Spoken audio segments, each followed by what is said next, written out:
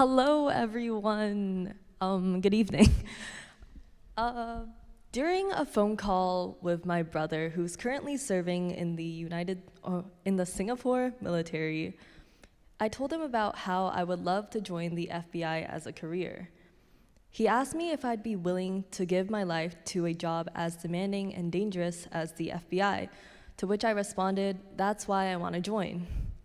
While I questioned whether I cherished my life too little, he reassured me that maybe it's because I value my life so much that I'd be willing to give it wholly to a case I'm assigned to.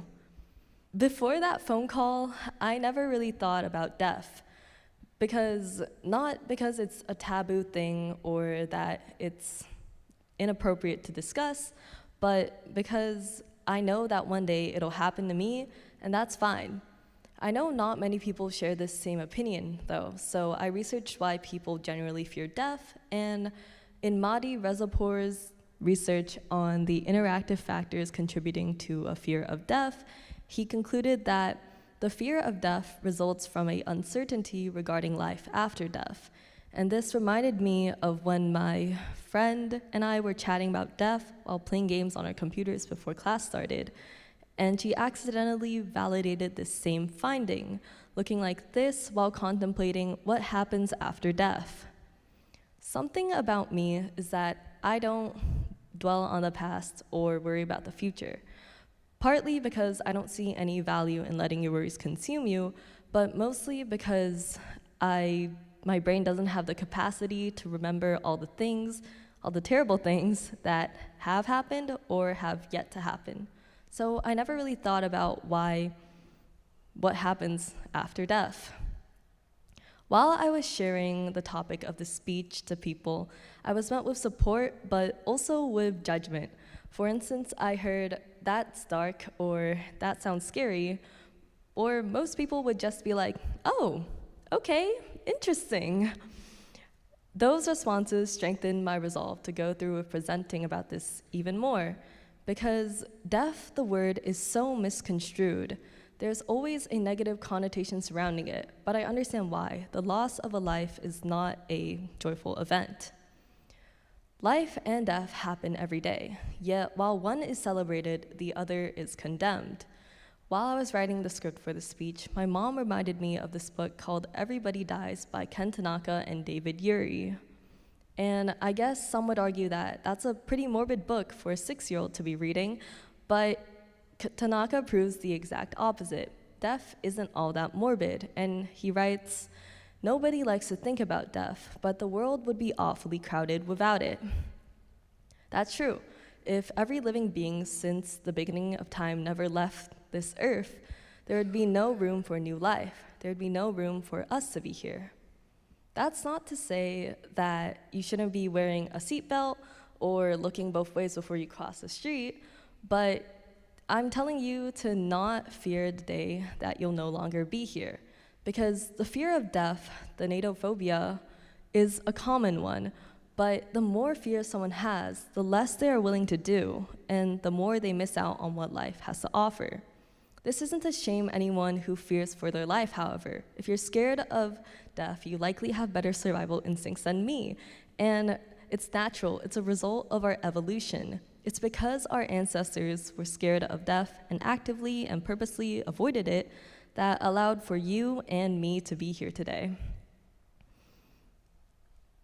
The fear of death, though, as humans, we have this amazing ability to think beyond what we're biologically programmed to. And it's how I arrived at the conclusion that death isn't something to be scared of. In philosopher Samuel Scheffler's book, Death and the Afterlife, he wrote that personal immortality would also undermine our confidence in the values we hold dear. Basically, it's because we are mortal that we can find meaning in life. It's because we will die that life is so valuable.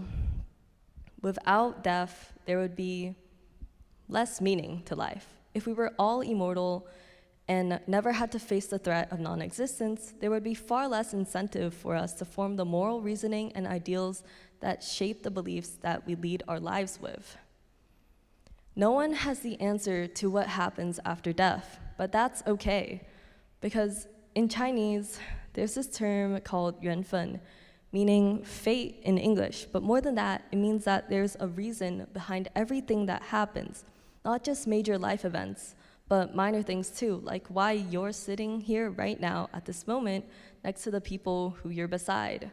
Maybe after listening to me, you'll change your mind about death and change the course of your life.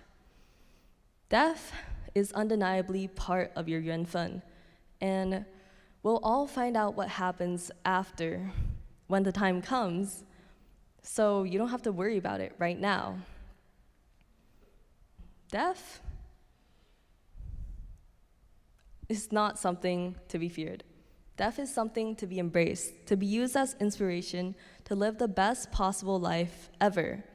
Because it's knowing that I won't be here forever that inspires me to live the best possible life that I can. Because every moment I experience will never repeat, so I should make the most of each and every one of them.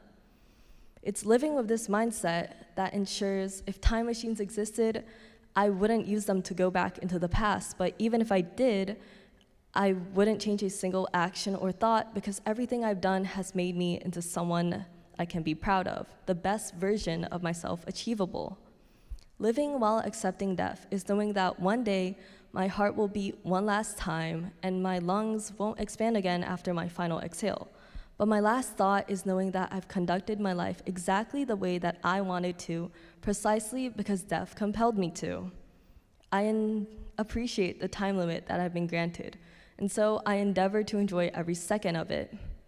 I encourage you all to reflect on what you've been doing with your time so far, and then tell me, what will you do with the rest of it? Thank you for your time.